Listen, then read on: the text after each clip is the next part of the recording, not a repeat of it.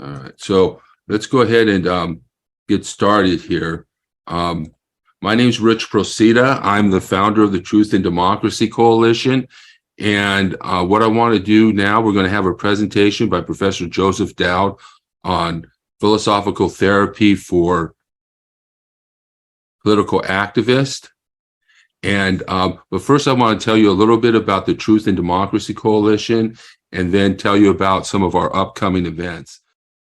So the Truth and Democracy Coalition was formed to build a pro-democracy movement in America. We educate the public about disinformation, teach people to be critical of the propaganda they consume, and provide critical analysis of current events and social issues. We produce media, educational materials, hold seminars and meetings, work with other organizations, organize events and activity, all geared toward building a pro-democracy movement in America. And the coalition seeks to build communities of people of different faiths and ideologies to defend and promote democracy locally, nationally, and globally.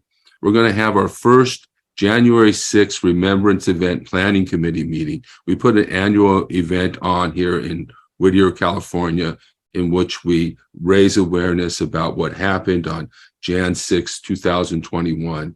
So that we can keep that in the forefront of people's minds. So we're planning our annual event to remember the attempted coup and the insurrection against the United States Congress. And it's important to remember what happened and to not let the actions of then President Donald Trump and his extremist followers overthrow our government and install Donald Trump as dictator for life. So in order to resist authoritarianism, we must keep the events of January 6th, 2021 at the forefront of people's minds as we head into the 2024 elections, with Donald Trump still the front runner for the Republican nomination, even now. So we're organizing an event in Whittier. We're going to help people organize events in their hometown. So join us by registering at tinyurl.com/Jan6th 2024. My name, Richard Procida. I'm an author, attorney. I wrote a book on global perspectives on social issues about pornography. I'm the leader of the Truth and Democracy Coalition. I'm going to lead a discussion about women, relationships, politics, and life. And we do this on a monthly basis. And this will be our third nonpartisan Red Pill men's group. And women are welcome to attend too, and they do attend. And at this meeting, we're going to begin our book study of The Rational Male by Rollo Tomassi.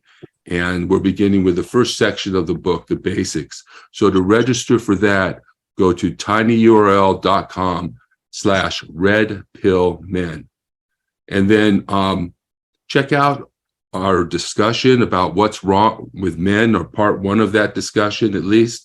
I'm going to be putting out the whole thing in its entirety, the whole hour and a half, but you can check out the first part of that presentation at our YouTube page, and you can get that at youtube.com/@Truth and Democracy Coalition. And when you go there, remember to like, share, and subscribe to our page. So today we have Professor Joseph Dowd, a philosophy instructor at California State University, San Bernardino, and he's going to teach us logic-based therapy and address the need for progressives to reclaim self-improvement. Dr. Dowd is licensed by the National Philosophical Counseling Association as a philosophical consultant. He's a professor of philosophy at Cal State University, San Bernardino. And as a philosophical consultant, what that is basically a therapist who uses philosophical reasoning to address emotional problems. And in this presentation, he's going to explain logic-based therapy and how you can use it in your own life. So it's this LBT, logic-based therapy, is especially useful for people who are involved in politics. It helps to diffuse anger, defensiveness, and other emotions that can cause the political dialogue to degenerate into a shouting match. And with its focus, he's also focused on Asian philosophy, and he's concerned that many left-wing intellectuals have turned against the self-help and wellness industries. So left-wing intellectuals, they make good points when they criticize self-help and awareness and the prosperity gospel and so forth. However, by abandoning self-help and wellness, the left creates a void that's being filled by right-wing intellectuals like Jordan Peterson. And a lot of what we're doing here is to sort of fill those voids so that people don't turn to authoritarianism and don't turn to conservative intellectuals if we leave this opening, this void, is what Professor Dowd calls it. And maybe you can talk a little more about that. But I'd like to introduce Professor Joseph Dowd. Welcome, Joseph. Hi, thanks for the introduction, Rich. In this case, one philosophy that the person might use is Stoicism.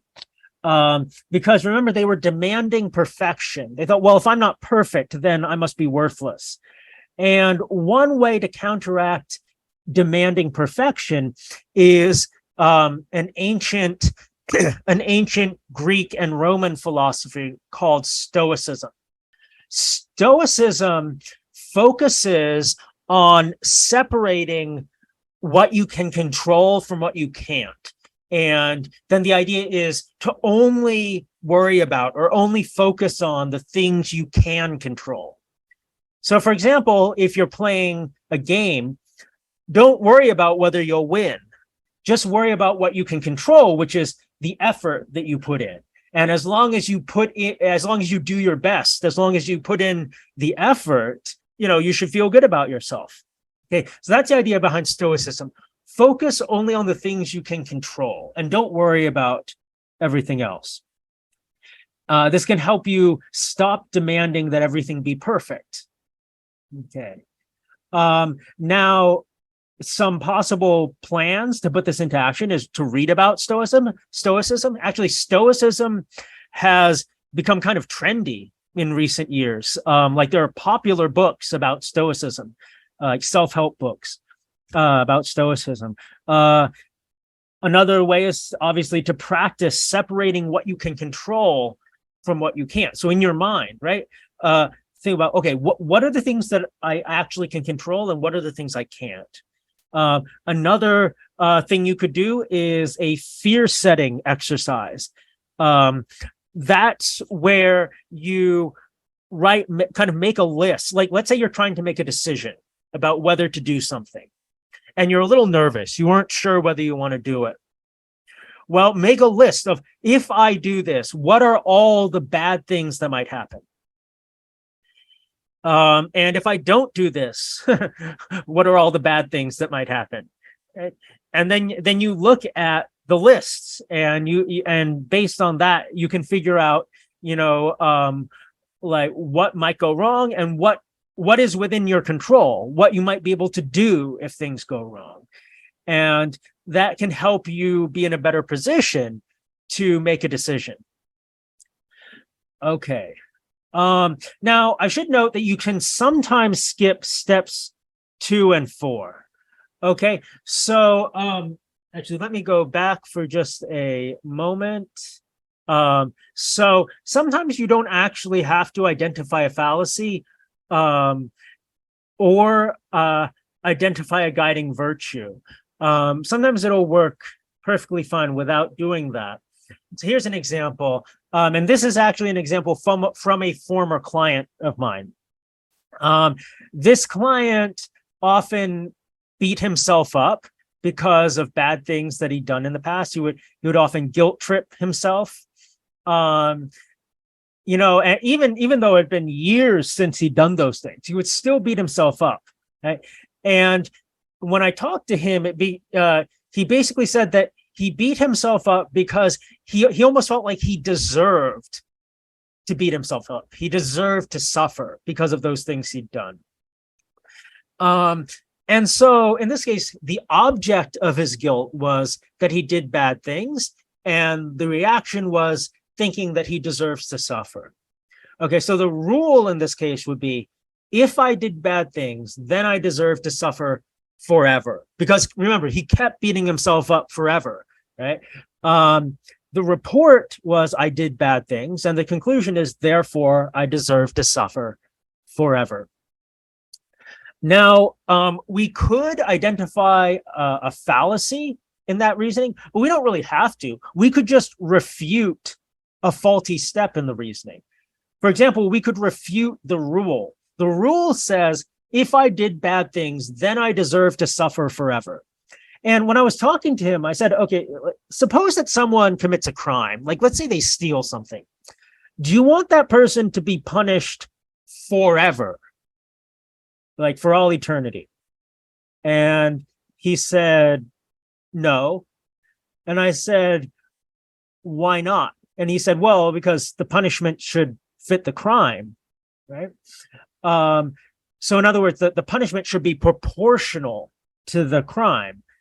And well, that shows this rule can't possibly be correct, because if you did bad things, then that doesn't mean you should suffer forever. You should only suffer as much as you deserve, right? Not forever. Okay. Now we could go with step 4, but we can also just skip to step 5, adopt a philosophy to counteract the faulty step. So the rule again is, if I did bad things, then I deserve to suffer forever. And we saw that this rule is flawed. So what's a philosophical view or theory that you could adopt to counteract this rule, to act as an antidote to this rule? Well, in this case, it could be proportionality, right? The idea that the punishment should fit the crime. The punishment should be proportional to the crime. By adopting this philosophy, you can counteract this rule.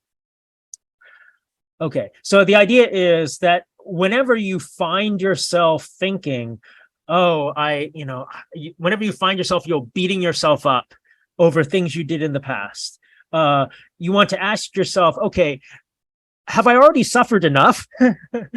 Do I still deserve to suffer? Or maybe have I suffered enough and beating myself up more would be disproportionate? And finally, make a plan of action. So in this case, if the philosophy is proportionality, then the plan might be, step 1, notice when you feel guilty about a past action. Step 2, ask yourself how much a stranger would deserve to suffer for that action. So I know you might beat yourself up forever because of it, but how much, like if it was some other person, a stranger, how much would you want them to suffer for that action? Then third, ask yourself whether you've already suffered that much because of your guilt, right? You've been beating yourself up all this time. Have you already suffered that amount? And step 4, if you have already suffered that amount, then tell yourself that you don't need to suffer anymore. Okay, so that's just, one example of a plan of action for putting this philosophical antidote into action. Okay, so before we get to the Q&A, I would like to see if anyone wants to volunteer to kind of so that I can walk through this process with them, kind of show you how it's done. Now, in order to volunteer, you need to have in mind a specific emotion that you struggle with. Now, it can be related to politics or not. That's up to you. The examples I've given so far haven't been related to politics. Your example can be political, or it doesn't have to be. And it needs to be something that you would be willing to discuss in front of an audience. I mean, normally, if I were to do LBT with a client, it would be 100% confidential, right? I'm not supposed to do this, in public, but for the purposes of this presentation, you'll be doing this in front of an audience. So, does anyone want to volunteer? Rich, are we getting any volunteers? I like the socialism idea. But sorry, this is Brian. Oh, Brian, hello. You like the Stoicism? You mean? Right, I didn't fully comprehend what you were saying, but the term caught my attention. Yeah, So, yeah. Go ahead. so that would be somebody kind of festering in your thoughts or something. I don't know. Is it kind of my interpretation? Oh, wait, sorry. What are you Where talking you- about Stoicism? Yeah, wanted to get displaced into something else or something. Or Well, am no, I? no, no. Oh, okay. I think you must. So Stoicism is a philosophy that says you should separate what you can control from what you can't, I and got you you. should So focus only on the things you can control. fallacy by guilty association. Association, right? Similar Um, conclusion. When you come to a conclusion, because this person is doing that, they are responsible for this. Is that it? no, so that would be a fallacy. Actually, Stoicism here is not supposed to be a fallacy. Okay. It's something you can use to counteract certain fallacies. So Stoicism was to be the logic reasoning. Yeah, yeah. Anyway, Not just separating what you can control from what you can't. yes, yeah. So let's say that you tend to be a perfectionist and you tend to get really frustrated if things aren't perfect, right? Well, one thing you could do is separate in your mind, okay, what are the things I can control and what are the things I can't control? And then kind of train yourself to only worry about the things you can control. And that way you don't yeah. So example, I would, as a janitor, I would control all my products and cleaning supplies, right? yeah. Okay. Yeah. So, But you know, if some if someone other than you makes a mess somewhere, right? It's not worth getting upset about this. So I'm now seeing some volunteers. So Jerry's raising his hand. Tomiko sent me a direct message with an idea for something to discuss. Cassandra says in the chat that that there's some thoughts on this. So Tomiko got a message in first. I noticed you sent this as a direct message. Tomiko, do you want to actually discuss this out loud or not? Sure, no problem. Okay, Tomiko. So welcome. So you say that one emotion you struggle with is guilt about a divorce. Right? Yes. Okay, so let's go back to our steps here. So the first step is to identify your emotional reason. Well, in your case, the emotion is guilt, and the object of that guilt, what the thing the guilt is about, is obviously the divorce, right? And how do you feel in response to the divorce? So you say you feel guilty, but do you feel certain ways about yourself? Do you feel certain ways about how would you describe what you feel? I feel the effects on my children. And you feel, oh, so really, actually, I think the object is the effects of the divorce on your children. That's what you feel guilt about. Yeah. And does it make you feel, how does it make you feel when you look at those effects on your children? I feel guilty still. Are you asking for the R? Yeah. So what's your reaction? So you said you feel guilty. So do you, I mean, I wouldn't, I suspect you don't feel that you're worthless, right? So how would you describe how you feel about yourself? I feel I shouldn't have done it. Okay. So they're suffering for my divorce. Okay. So you're kind of condemning yourself for kind of doing what you feel was bad for your children. Right. Okay. So the object is the effects of the divorce on your children, and the reaction is kind of self-blame or feeling that you've done something wrong. Right. Divorce is bad. Well, okay. So in this case, your emotional reasoning would be, if my divorce had bad effects on my children, then I did something bad. Okay. The report is my divorce had bad effects on my children, and the conclusion is therefore I did something bad. Okay, so the next thing we're going to do is we're going to see if we can question either the rule or the report. Okay. Now, we could try to look for a fallacy that you're committing, but let's just look directly at the rule and the report and see if we can find a flaw. So the report is my divorce had a bad effect on my children. Now, is that really true? So why do you think the divorce had a bad effect on your children? They didn't have a male role model Oh, okay. growing up. But has it actually? I mean, yes, it is good if children have a male role model. But have you actually noticed any bad effects on them as a result of the divorce?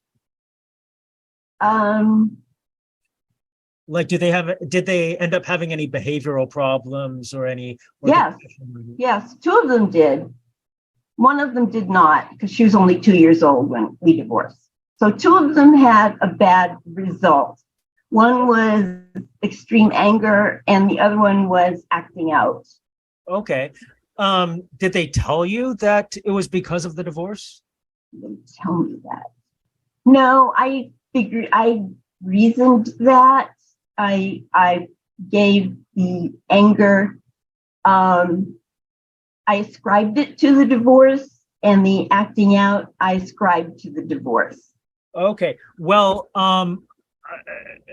I would say that okay. So I'm a philosopher. I'm not actually like a marriage and family therapist or psychologist or anything. Yeah. So you would probably want to see someone like that to really decide whether it was really because of the divorce. I would say, though, that you might be a little too quick to assume that those problems your children had were because of the divorce.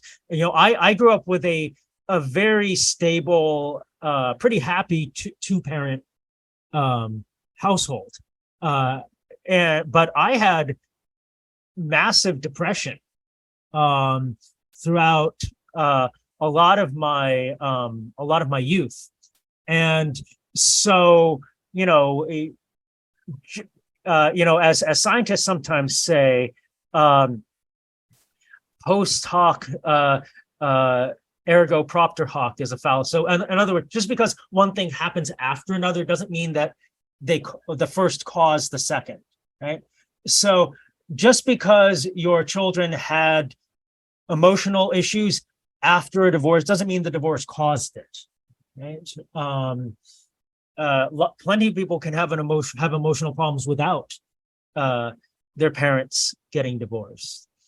So that's one thing I would say about the report. Now, as for the rule, if my divorce had a bad effect on my children, then I did something bad. Yeah. Well, why did you get divorced? Domestic violence. Okay. Do you think that being in an environment of domestic violence would be good for your kids? No.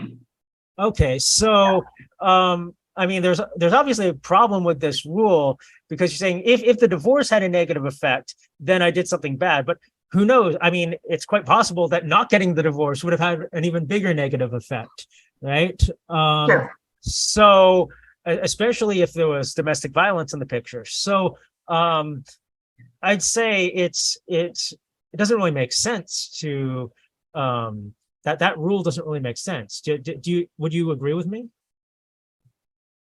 Yes, because I actually did something good about the reason for the divorce. Oh, okay. What's that? I left him. Okay, good. Okay, yeah. So right there, I mean, if you were in a situation of domestic violence, then I think it's reasonable to suspect that it would have turned out even worse for the kids if you hadn't gotten out. So yeah. I think so you can't really say that you did something bad. Now, me just telling you that, of course, isn't going to